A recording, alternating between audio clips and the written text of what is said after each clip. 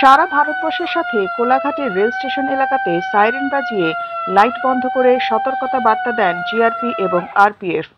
সন্ধ্যা 7টা বাজার সাথে সাথে মেচেদার আরপিএফ ওসি হরেন্দ্র কুমার এবং জিআরপি ওসি সন্দীপ চ্যাটার্জি এবং রেলওয়ে আধিকারিকদের উপস্থিতিতে এদিন সচেতনতা বার্তা হিসেবে সাইরেন বাজিয়ে লাইট বন্ধ করে বার্তা পাঠান জনসাধারণের উদ্দেশ্যে।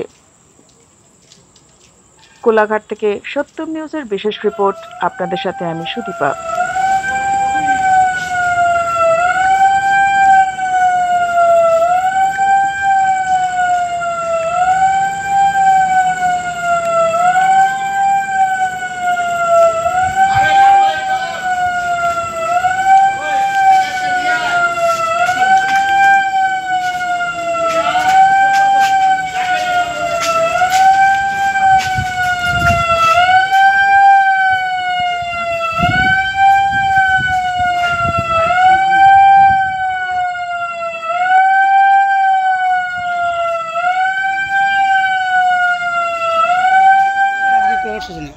আজকে পাঁশকুড়া থেকে ফেরার পথে কোলাঘাট স্টেশনে হঠাৎ দেখলাম সাইরেনের আওয়াজ।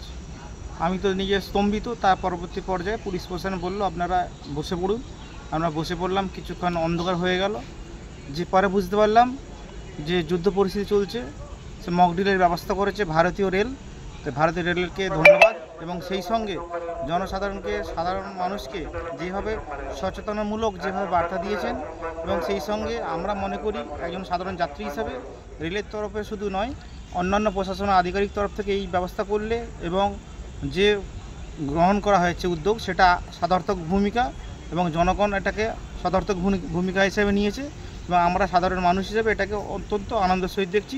মকড্রিলটা যেন আরও গ্রামগঞ্জেও ছড়িয়ে পড়ে, সচেতনমূলক বার্তাটা কিন্তু আরও প্রান্তিক মানুষের কাছে পৌঁছাবে, এটা আমার দৃঢ় বিশ্বাস। আমার নাম শেখ সাদ্দাম হোসেন।